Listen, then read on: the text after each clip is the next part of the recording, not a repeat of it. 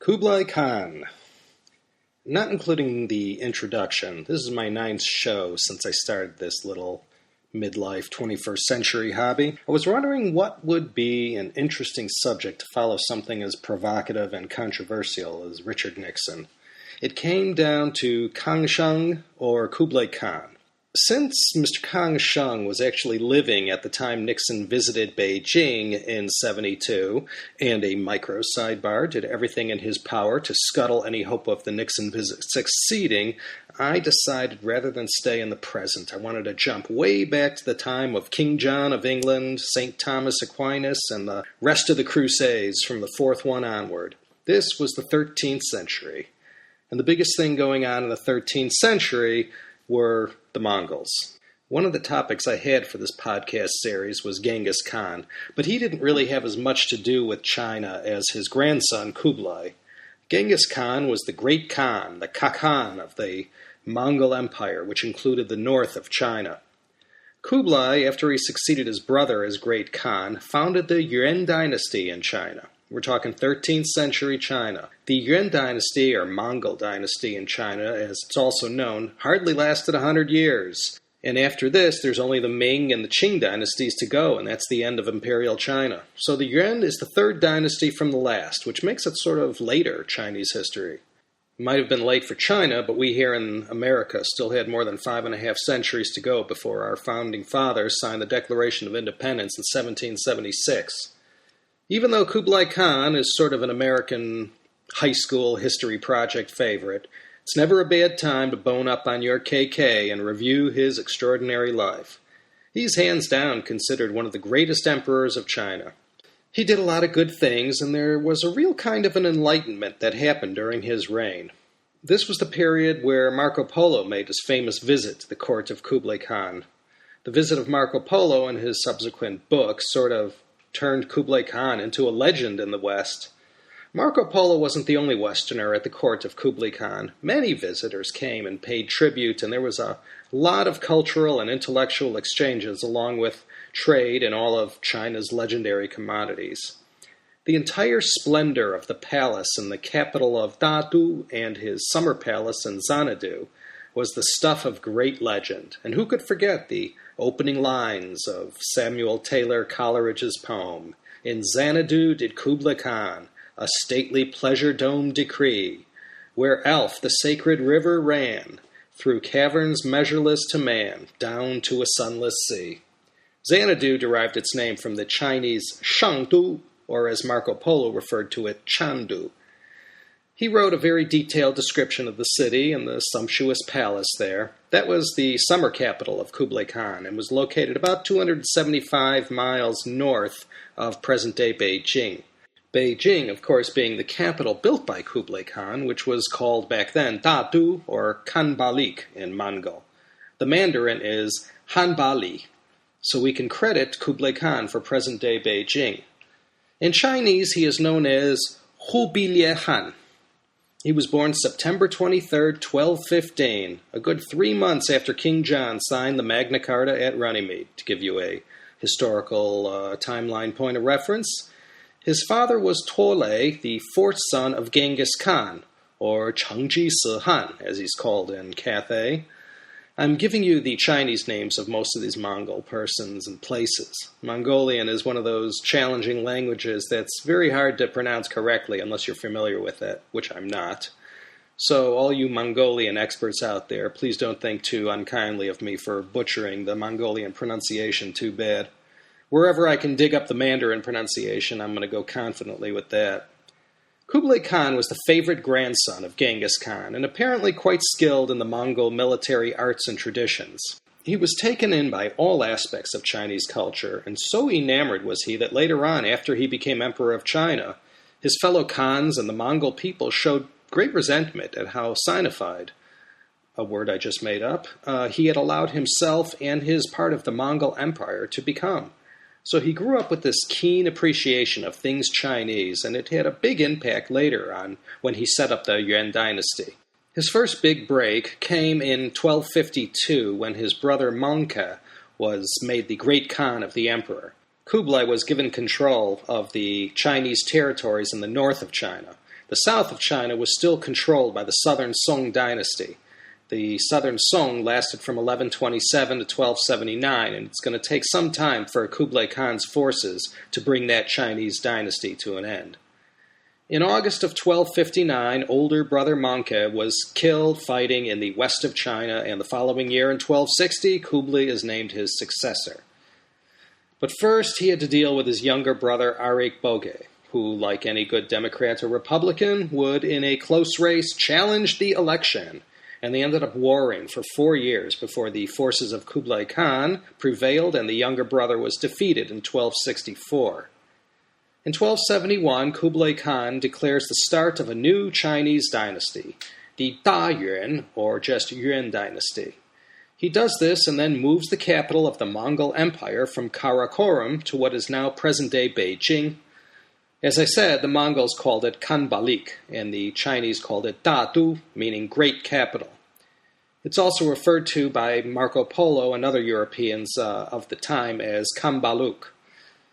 This created a lot of outrage by abandoning this traditional Mongol capital of Karakorum.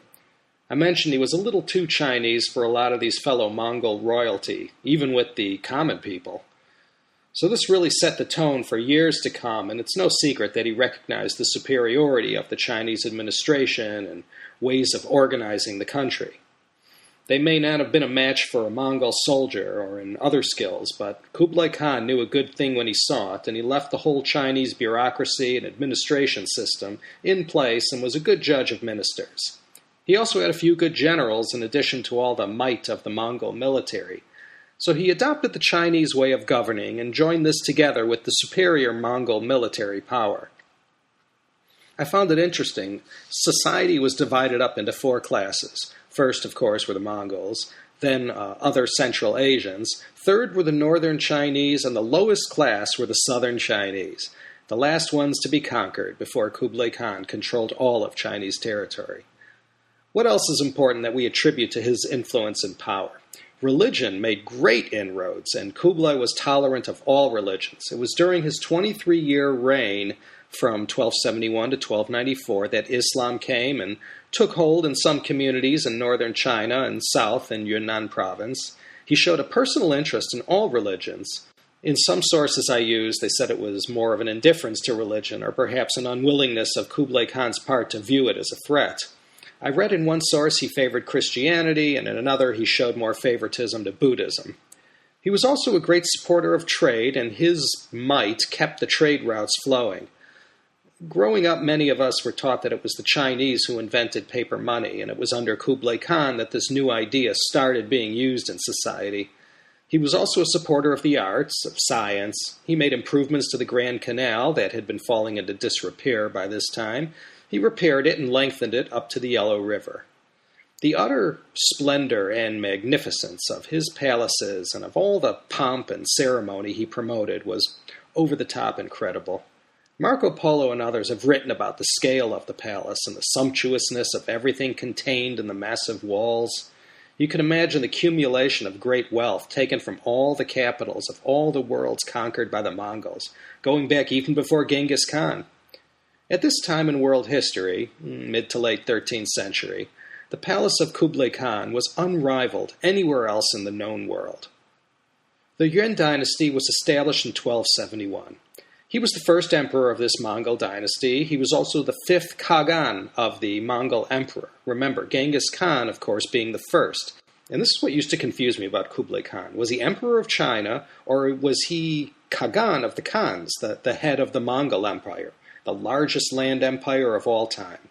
Well, he was both.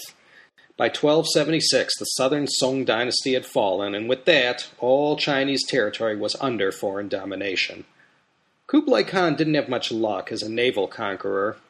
You can't get more geographically landlocked than Mongolia, so it's only natural that you wouldn't expect them to be a great naval power. They weren't. They had disastrous luck on the high seas. In 1274 and 1281, Kublai Khan sent forces to invade Japan, and both times his plans were foiled by these so-called divine winds, or kamikaze, that were probably typhoons or violent storms. Both times Kublai Khan failed and suffered a great loss of vessels and warriors. other military expeditions to conquer the various kingdoms of Indochina, Annam and Champa, also failed, as did attempts to conquer Burma. He was a strong military man, but after subduing the southern Song dynasty, with 20% of the world's land under his dominance, there really weren't too many other practical worlds to conquer. Kublai was no Ghengis in this respect. His administration was a mixture of Han Chinese, who he didn't trust too much, Uyghurs, and other Central Asians, and of course Mongols.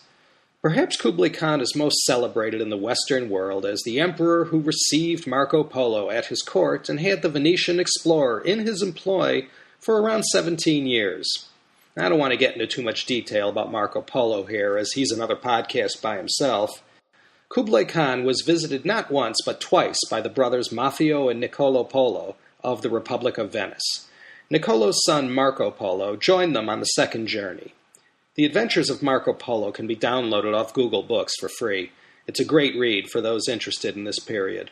No one living, knows for sure what's real, what's fiction, and one of the great books of all time, one of my personal favorites, especially if you're a lover of historical fiction, is the late author Gary Jennings' work called The Journeyer, where Kublai Khan in all his splendor comes to life in that scandalous account of Marco Polo's, quote, real adventures. If long books don't scare you, this one is a classic. One of the sources I used for the Marco Polo portion of Kublai Khan's life was an 1895 edition of a work called The Library of Historic Characters and Famous Events of All Nations and All Ages. The first journey of Marco Polo's father and uncle lasted from 1250 to 1269. A few years into their journey, they hooked up with a Persian ambassador on his way to Kublai's court in Kambalu, who brought them to the court of the great Mongol emperor. It's really a testament to the kind of guy Kublai Khan was. He basically received them hospitably and even sent them on their way carrying a missive to the Holy Father Clement IV. Alas, by the time they arrived in Venice in 1269, Clement IV had been dead for 1 year. The letter represented one of those great lost chances in history. In it, Kublai Khan asked the Pope to send 100 doctors or scholars to the Mongol capital to essentially teach them in Western ways. With the recent death of Clement IV, the letter didn't get the attention it needed, and the 100 scholars were never sent. Talk about one of the great what-ifs from history.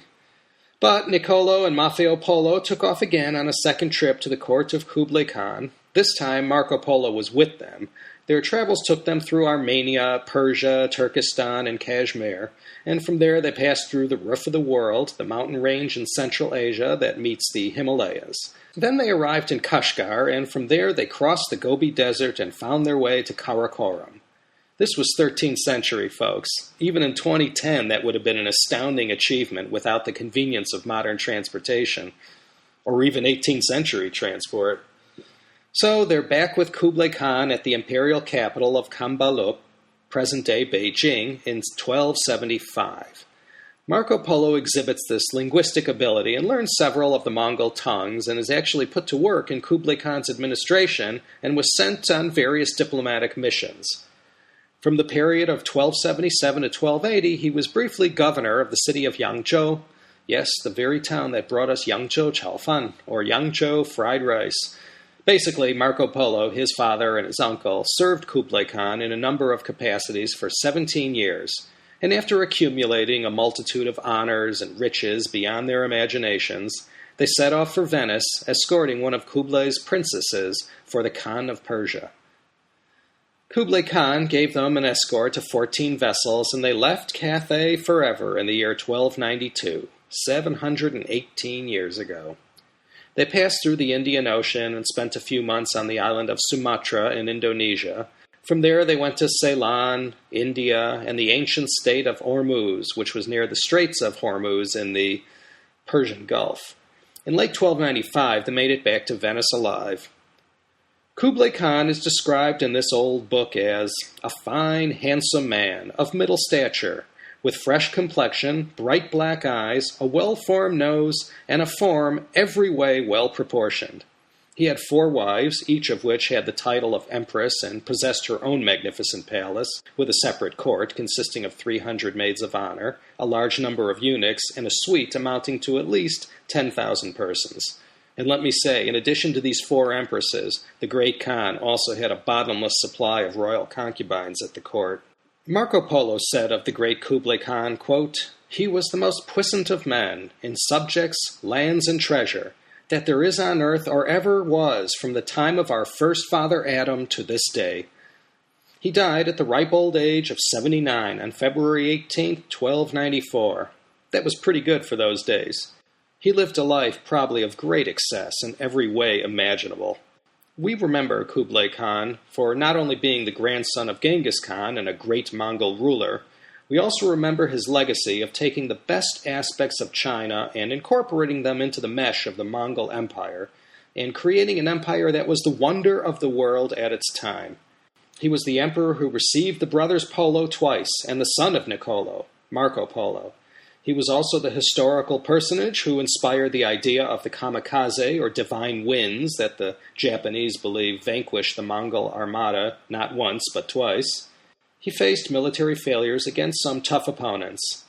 He had internal rebellions and great resistance from his own people who objected to his embracing Chinese culture and administration like he did. He's also the emperor under whose reign the world first saw paper money. So this was just a little memory refresher on Kublai Khan. There's certainly a lot more to his great life than what's covered in this podcast. Again, I recommend The Journeyer by Gary Jennings, Marco Polo's Adventures. You know, Mongolia has been a very quiet country. There's a little over 2.5 million people living there in that gigantic country nestled in between Russia and China. That might be on the rise again. The country's in a very comfortable upward trajectory right now with all the undeveloped copper, uranium, gold, and rare earth metals discovered there.